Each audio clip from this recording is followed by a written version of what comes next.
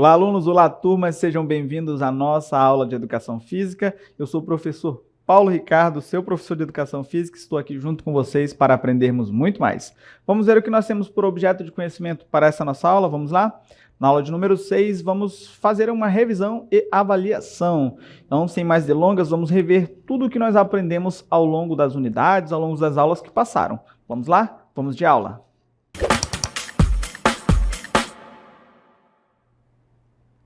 E nós iniciamos essa nossa aula de revisão, observando, analisando tudo o que aprendemos ao longo das unidades, ao longo da unidade, ao longo das aulas, né? Bom, nós falamos sobre muitos conteúdos, entre eles nós falamos sobre a importância das mídias na construção de um pensamento crítico e construtivo dentro da sociedade. Para a gente começar a nossa revisão, vamos rever o conceito aí, entender a importância das mídias. As mídias desempenham um papel fundamental na formação do pensamento crítico construtivo, especialmente quando abordam temas como esporte, saúde e lazer. Esse é o pilar da nossa aula. Esses conteúdos não apenas informam, mas também estimulam reflexões sobre qualidade de vida, inclusão social e desenvolvimento humano. E aí, para a gente começar, eu falei de três pilares ali, né? Esporte, saúde e lazer. O esporte, ele é uma das mídias mais influentes na promoção do pensamento construtivo, porque ele vai além do entretenimento, ele aborda questões como disciplina, trabalho em equipe, superação e temas que impactam nossas vidas dentro e fora de campo. Esse autor, relembrem, Tubino, ele fala que o esporte ele possui três dimensões. Uma delas é educacional, que vai educar, vai nos ensinar. Participativa, aquela que você se envolve, está ali praticando. E rendimento, que é quando você se dedica com um olhar, um viés mais profissional. Cada uma delas, acaba contribuindo para a formação integral do indivíduo. Programas esportivos, documentários, campanhas midiáticas, elas podem incentivar debates sobre acessibilidade, ética no esporte, combate ao doping, e acabam fomentando uma postura crítica nos espectadores, naqueles que estão assistindo aí essas modalidades. Se a gente for olhar um outro pilar que a gente falou, a saúde na mídia, a gente tem ela aí, a gente enxerga como uma forma de informação e conscientização. A mídia ela tem o poder de disseminar informações sobre saúde, sobre prevenção de doenças e bem-estar, contribuindo aí para uma sociedade mais consciente e, por conseguinte, mais saudável. De acordo com a Organização Mundial de Saúde, lá em 2018, a comunicação em saúde ela é essencial para promover hábitos saudáveis e reduzir riscos à população. E a gente percebe, a gente consegue enxergar isso em documentários, em podcasts, reportagens que discutem ali sobre alimentação balanceada. Hoje até na embalagem dos alimentos a gente já consegue perceber isso, né? Geralmente essas mídias, elas estimulam ali a prática de exercícios, falam sobre saúde mental, estimulam o público a refletir sobre suas escolhas e exigir políticas públicas mais eficazes, voltadas aí para a saúde, para o esporte e também para o lazer. Olha só, o lazer,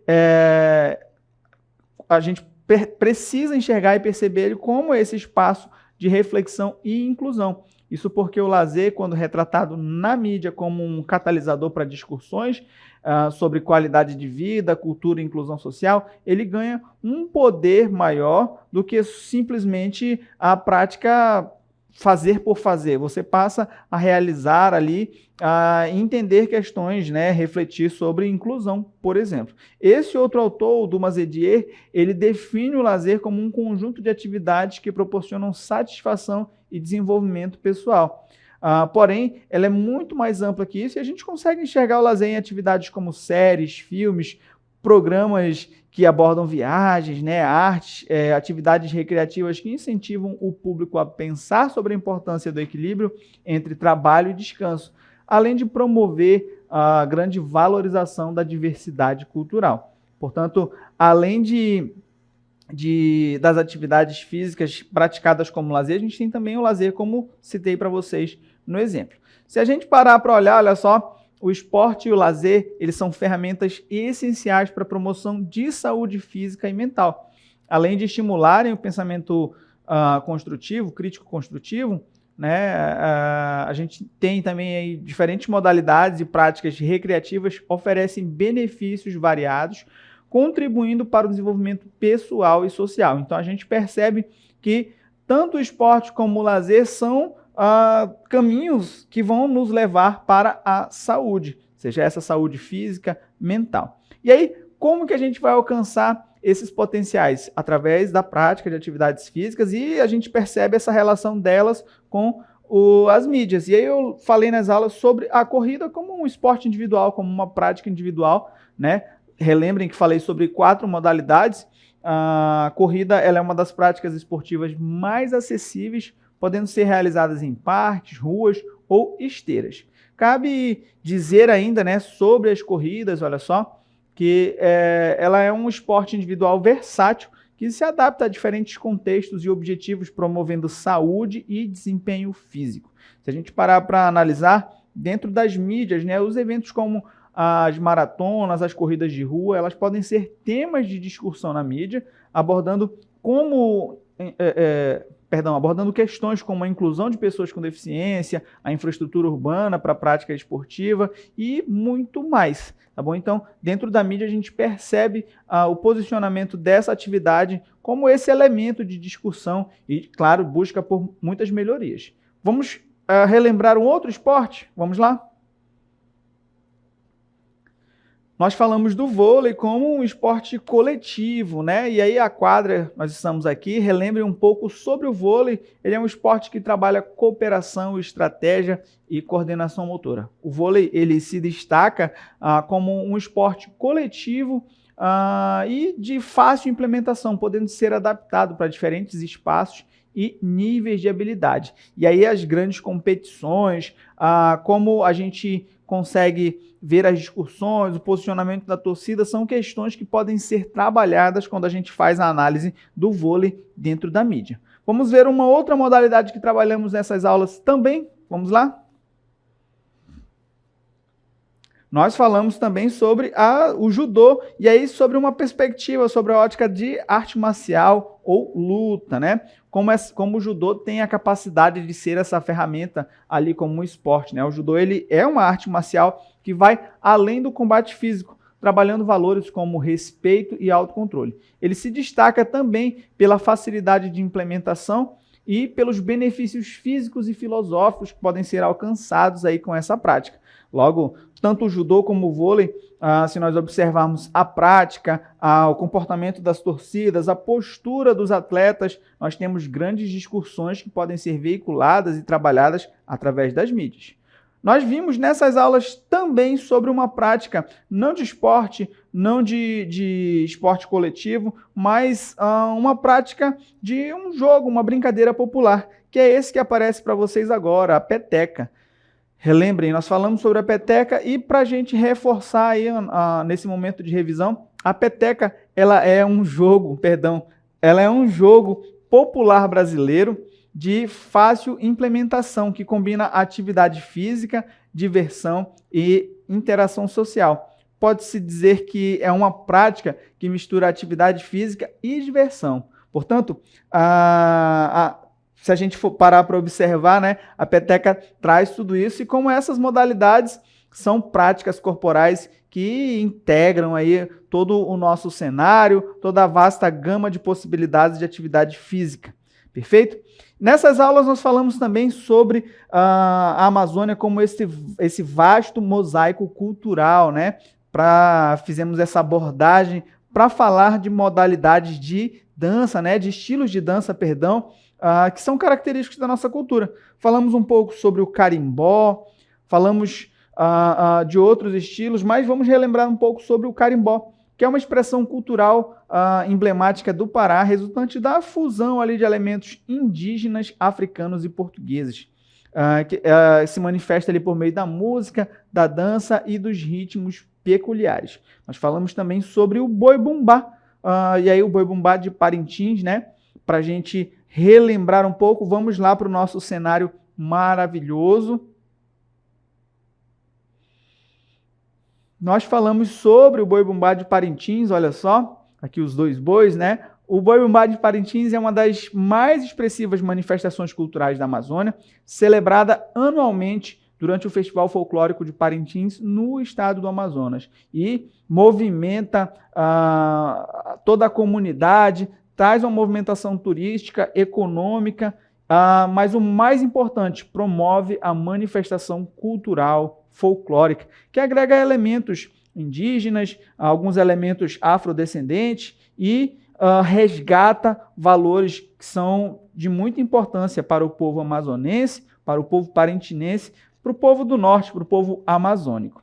Nós vimos também outras manifestações culturais e aí nós vamos para um outro ambiente para relembrá-las. Vamos lá? Nós falamos sobre o Lundu Marajoara. Relembrem, o Lundu Marajoara é uma manifestação cultural tradicional da Ilha do Marajó, lá no Pará, que sintetiza influências indígenas, africanas e europeias. Ele se destaca, né, como uma das raízes do carimbó e também de outros ritmos amazônicos. Tá bom? Então, embora o carimbó seja um pouco mais famoso, o Lundu Marajoara é uma das raízes, deu origem ali ao carimbó e é uma das manifestações que também fazem parte ali do patrimônio histórico do Brasil, do Pará. Tá bom? Vamos relembrar uma outra manifestação cultural? Vamos lá? Falamos também do Siriá, que é uma manifestação cultural também tradicional do Pará, mas lá de Curuçá, que combina música, dança e teatro em uma celebração ali em homenagem ao caranguejo siriá, né? Tem um nominho científico ali bastante complicado de a gente pronunciar, mas essa manifestação, ela conecta esse elemento central aí da economia e da cultura alimentar local. E todas elas são importantes porque promovem, olha só, a valorização e preservação cultural. A gente consegue observar através dessas manifestações uma reafirmação identitária. Isso porque a inclusão desses elementos não apenas cênica, mas é uma forma, né, de resistência cultural, garantindo que saberes indígenas sejam transmitidos para novas gerações em um contexto urbano massivo. Isso, para a gente reforçar, em um tempo de tecnologias, a gente consegue manter vivas as tradições, né, de um povo. Além disso, olha só, a gente tem um diálogo com o sagrado. Isso porque os ritos, como a festa da moça nova, né, que é o ritual de iniciação feminina ticuna, são adaptados nos enredos, mostrando aí o respeito às cosmologias indígenas. A gente vai ter também um reconhecimento oficial, e aí eu cito o registro do Boi-Bumbá como patrimônio cultural da Amazônia, ali pelo IPHAN. Ele inclui a salvaguarda dessas referências indígenas, legitimando-as como parte da diversidade amazônica.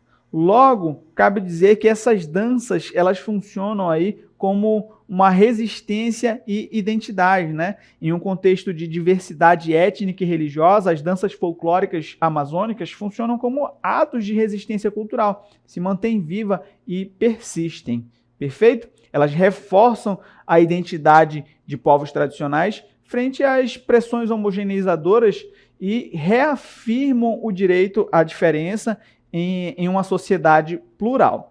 Bom, nós vimos, além desses conteúdos, nós falamos sobre um esporte em específico que a gente vai para um outro ambiente para relembrar um pouco, para revisar um pouco sobre ele. Vamos lá?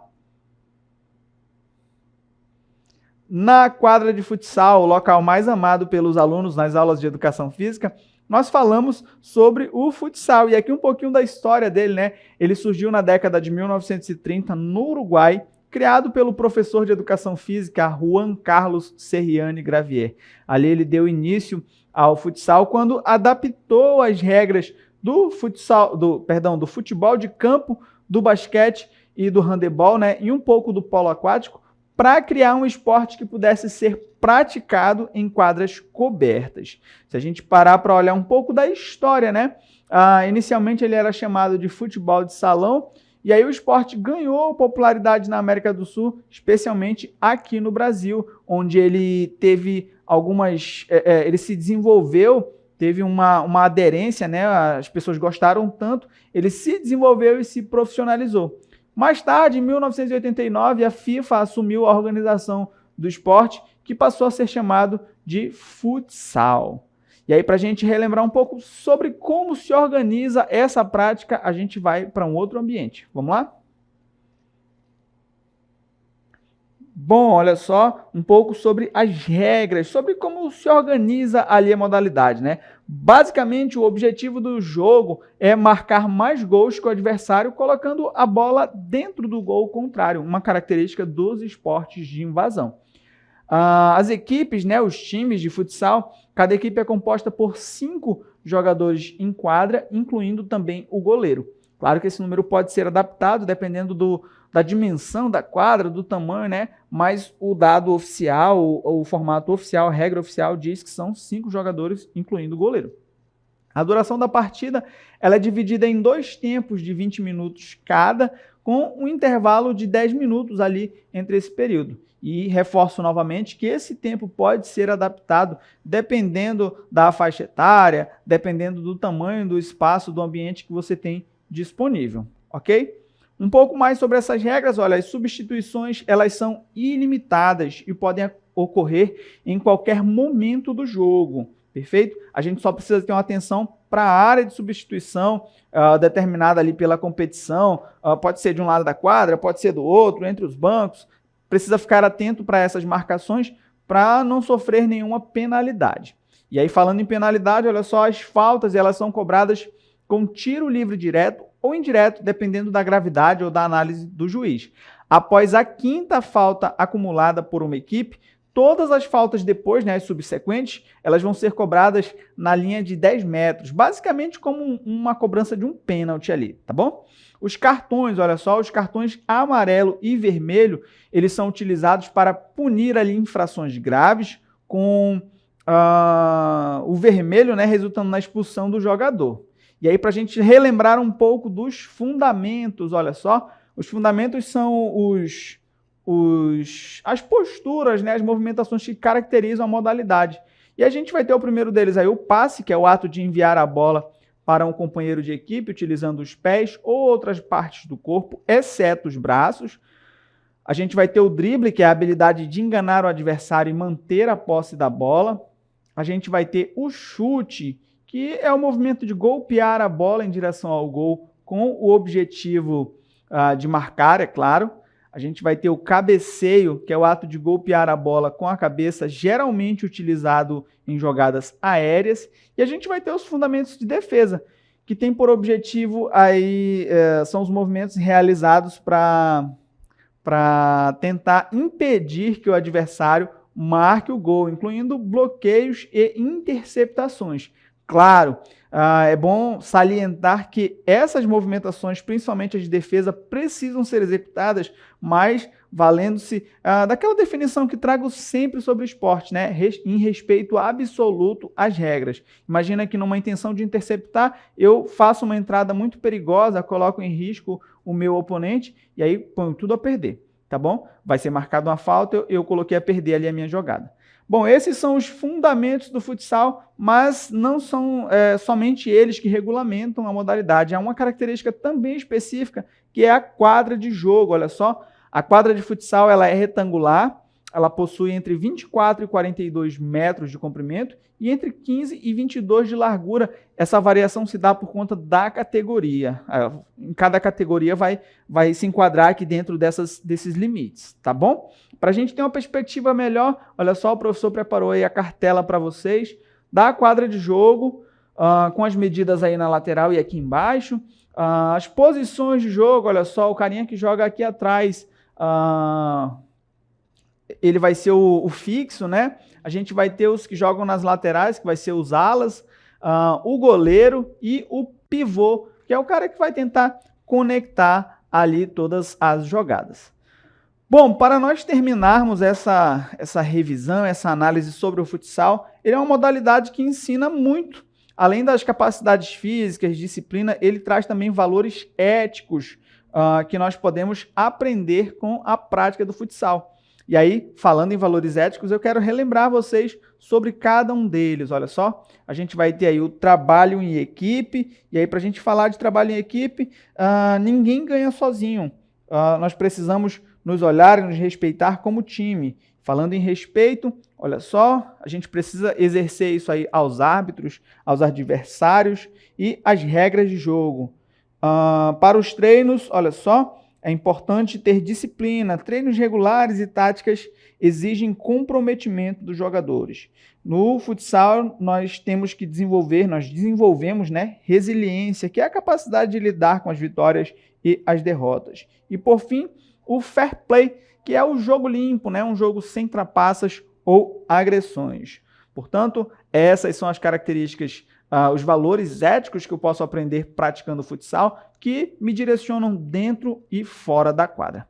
Bom, turmas, eu espero que vocês tenham gostado dessa nossa revisão, desse conteúdo todo, tenham aprendido bastante. Deixo a todos um forte abraço e até a próxima.